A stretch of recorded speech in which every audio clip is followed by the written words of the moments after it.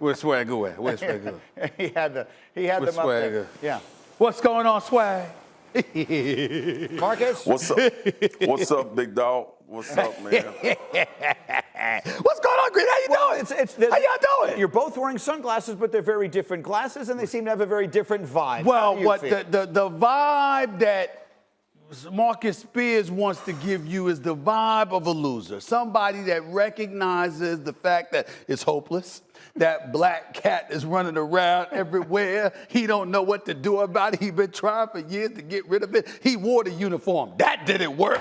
He left the industry. That didn't work. He came into this industry to talk about it. That hasn't worked. No matter what Swagoo does, all he has to lean on is LSU. Ain't that something special? I think he played about 9 years in the NFL, if I remember correctly. Swagoo, Marcus Spears, the great Marcus Spears, doing a fabulous job on NFL Live, by the way. I must say that. Yeah. But this guy right there, you would think that if you got 9 years to reflect on a career, you don't have to revert back to what you did in college, because that's what he has to do. He has to bring up LSU and those Tigers from last year, of course, not this year, from last year, because that's how bad things are. But now we get to these Cowboys. I just would like to ask a rhetorical question, just a rhetorical question. Yes. How the hell somebody win a game against you completing 9 passes? I mean, 9 passes. Meanwhile, back at the ranch in Arlington, Texas, you got a backup quarterback by the name of Andy Dalton, threw the ball 54 times and still couldn't pass for 300 yards. I mean, you just can't make this stuff up. Can't make this stuff up. Ezekiel Elliott, sure-handed, fumbled more, lost more fumbles this year, almost as many fumbles this year as he has his entire career. Michael Gallup dropping passes. We ain't heard from CeeDee Lamb or Amari Cooper, probably because of the quarterback situation. And poor Jerry Jones, my buddy Jerry Jones. My heart goes out to you, sir. I really, really am sad for you. But at the end of the day, if you didn't take care of Dak Prescott, what did you expect? It's called karma. That's what this is. It's karma. So, as a result of that, Greeny, the difference between Marcus Spears' shades and mine, clearly mine's a flyer. Mm-hmm. They're obviously more expensive. And here's the reason why. Because it exudes positivity and a winning mentality, which is something Cowboy folks know absolutely nothing about. Cowboy fans everywhere are absolutely miserable today. It's not about the Cowboys organization. I have nothing against them. I have nothing against Jerry Jones and Stephen Jones. My issue is with the Dallas Cowboy fans. They are miserable this morning, and nothing makes me happy. They make me sick.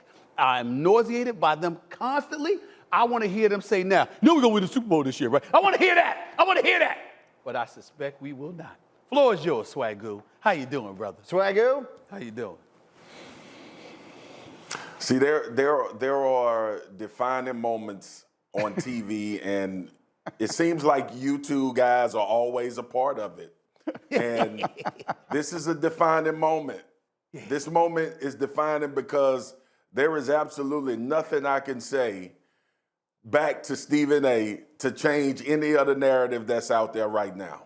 And karma is a great word, Stephen A., because, we talked about signing Dak and making sure he had a long-term deal. Right. We also talked about how much he made up for what the deficiencies were on this team. Right. Here's my only problem.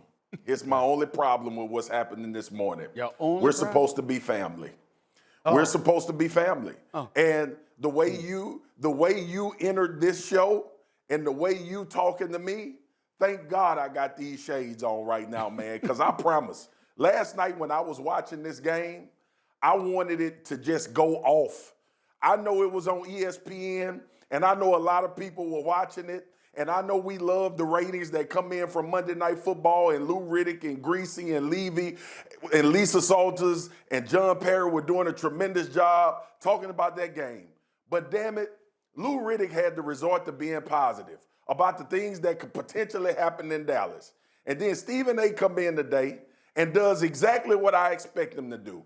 He further sticks the needle into my back. He further sticks the knife into my back. And then has the audacity to bring up LSU, who, by the way, giving up 50 points a game as well. I have no place to go. I have nowhere to hide. G, let me ask you this question. Yeah. Wasn't Mookie Betts good the other night for the Dodgers? Didn't he play great? Didn't he play? I will tell you this, Greedy. I will tell you this. It's not Somebody just help. Swagoo. It's not just Swagoo who deserves to be ridiculed. Do you know what happened to me a couple of weeks ago? The Dallas Cowboys lost, and I was trolling them naturally. Yes. And when I did that, do you know who actually had the audacity, the unmitigated gall, to pick up the phone and call me and FaceTime me? Oh. Damian Woody, because his wife wanted to get at me. Wanted to get at me. What? Those Cowboys. You'll wait, Steven. You'll see. You'll see. I didn't hear from the Woody family last night. I couldn't find them. I couldn't find. Is the APB out for Mr. and Mrs. Woody? You understand what I'm saying? I couldn't find them. I couldn't find them. Swagoo, I give him credit. At least he showed up. I give him credit. But Damian Woody, who picked the Dallas Cowboys to win the Super Bowl last year, by the way. I mean, can you believe this? He can't believe it. It's unbelievable what happened. And I will say this. I think ESPN made a slight error. First of all, the Monday night team, I love it. Louis Riddick and Brian Greasy and the crew. Please don't get me wrong. But I got to say this. You want ratings? You put me in the Monday night booth when the Cowboys are playing on Monday Night Football. That's what you do. You understand what I'm saying? Because they're going to mess up so bad. It's a struggle to find something good to say. So what you have to do is go in the opposite direction. You got to troll them during the game. This is what you do. Now, Louis Riddick, handling his business any other Monday night game. But when it comes to the Dallas Cowboys on Monday Night Football, trust you me, there's a black cat running around somewhere. It's going to show up. And when it does, sometimes it throws people off. You gotta be able, the way you can't talk about the Cowboys positively, you gotta troll them the entire Monday night. Thanks for watching ESPN on YouTube. For live streaming sports and premium content, subscribe to ESPN Plus.